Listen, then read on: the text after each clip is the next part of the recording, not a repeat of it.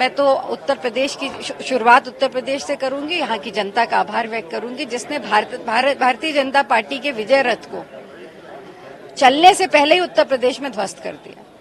आज जिस तरह से स्टंप हुई है भारतीय जनता पार्टी, उसमें उत्तर प्रदेश की सजग जनता का बहुत बड़ा योगदान था। उसके साथ साथ जो गठबंधन की स्ट्रैटेजी थी, हमारे राष्ट्रीय अध्यक्ष खड़गे जी, आदरणीय राहुल जी, प्रियंका जी, सोनिया जी और उसके साथ साथ गठबंधन के जो हमारे साथी थे अखिलेश यादव जी, इन लोगों ने मिल करके जिस तरह से पूरी इस चुनाव की स्ट्रैटेजी बनाई, लड़े, तो वो कहीं ना कहीं उत्तर प्रदेश की जनता को, जो हमारे मुद्दे थे, उन सारे मुद्दों को लेके जो हम जमीन पे उतरे थे, तो उन जनता ने हम पे भरोसा किया, विश्वास किया और उसी का परिणाम है आज ये जीत उत्तर प्रदेश की जनता के नाम।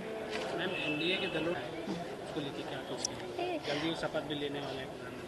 देखिए, मैं सिर्फ इतना कहूंगी कि आज भारतीय जनता पार्टी जिस तरह से 2019 और 2014 के चुनाव में लार्जेस्ट सिंगल पार्टी बनकर के आई थी, पूर्ण बहुमत की सरकार में आई थी, आज वही भारतीय जनता पार्टी, वही प्रधानमंत्री नरेंद्र मोदी जी घुटनों के बल बैठकर गठबंधन के सामने हाथ फैलाए बैठे कि मुझे प्रधानमंत्री बना दो, हमारी सरकार बनवा दो।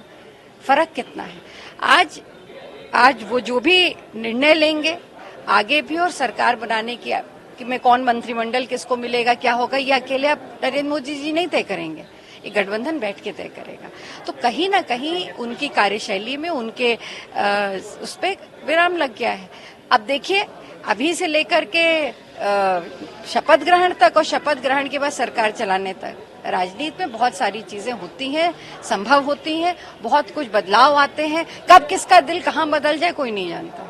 मैम, कांग्रेस धन्यवाद यात्रा चलाने वाली है विधानसभा क्षेत्र में, क्या कुछ रहेगा? देखिए, उत्तर प्रदेश की सजग जनता ने, जिसको राहुल जी ने भी कहा कि यहाँ की जनता ने एक बहुत ही राजनीतिक निर्णय लिया और जिस तरह के परिणाम आए वो सराहनीय है। तो उत्तर प्रदेश में सारे 80 पार्लियामेंट कॉन्स्टिट्यूंसीज में पांचों विधानसभा, हर पार्लियामेंट कॉन्स्टिट्यूंसी में 5 विधानसभा, उनमें धन्यवाद यात्रा 11 तारीख से 15 तारीख तक होगी, जहां पे जनता को उनको धन्यवाद के साथ साथ जो विश्वास उन्होंने राहुल जी पे या हमारे मैनिफेस्टो पर या कांग्रेस पार्टी पे या गठबंधन पर दिया है, उसके लिए हम उन्हें आभार भी व्यक्त करेंगे और साथ साथ उनको ये विश्वास दिलाएंगे कि ये जो भी वायदे हमने किए थे, वो हमारे इश्यूज, वो मुद्दे हमारे साथ हैं और आगे भी रहेंगे, उनको हम आगे लेकर के चलेंगे।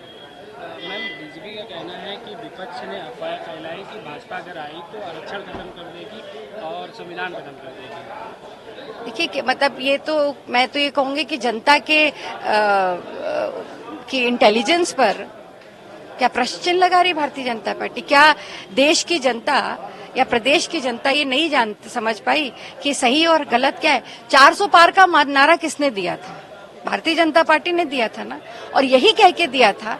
मैं वो वीडियो देख लें, अयोध्या से जो पिछले सांसद थे, उन्होंने बड़े अच्छे से उसको एक्सप्लेन भी किया था कि 400 पार इसलिए चाहिए ताकि संविधान में बदलाव लाए जा सके, आरक्षण पर को बदला जा सके। बहुत सारे मुद्दे उन्होंने बताए थे और एक उन्होंने ही नहीं, कई भारतीय जनता पार्टी के वरिष्ठ नेताओं ने ये बात कही थी कि 400 पार इसलिए चाहिए कि ताकि संविधान में बदलाव लाया जा सके।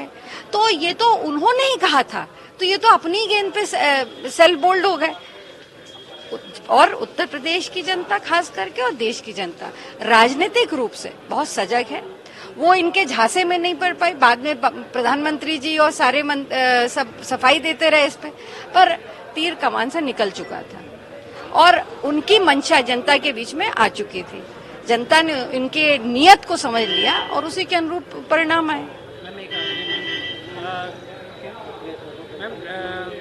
देखा जाए तो भारतीय जनता पार्टी ने पूरे लोकसभा चुनाव में अयोध्या को लेकर प्रचार प्रसार किया, लेकिन फिर भी अयोध्या से वो हार गए। क्या लगता है, क्या कारण रहा है बीजेपी की इतनी बड़ी हार? देखिए, पूरे उत्तर प्रदेश में नहीं, पूरे देश में भारतीय जनता पार्टी की राजनीति की धुरी रही है अयोध्या। और आज से नहीं, दशकों से, जितना मैं देख रही हूँ राजनीति में, दशकों से उन्होंने एक व्यापारी की तरह प्रभु राम को बेचा, हर चुनाव में बेचा। अब की बार प्रभु राम ने जिस तरह से रावण का अहंकार लंका जाके तोड़ा था, भारतीय जनता पार्टी का अहंकार अयोध्या में ही तोड़ दिया। लगातार आस्था के नाम पर वोट बटोरा गया और फैजाबाद में, अयोध्या में वहां की जनता ने भारतीय जनता पार्टी को बेनकाब करके सच सामने आ गया। जिस तरह से वहां की जनता ने वोट किया है, इससे ये स्पष्ट हो गया कि प्रभु राम इस देश के लिए आस्था का विषय है, व्यापार का विषय।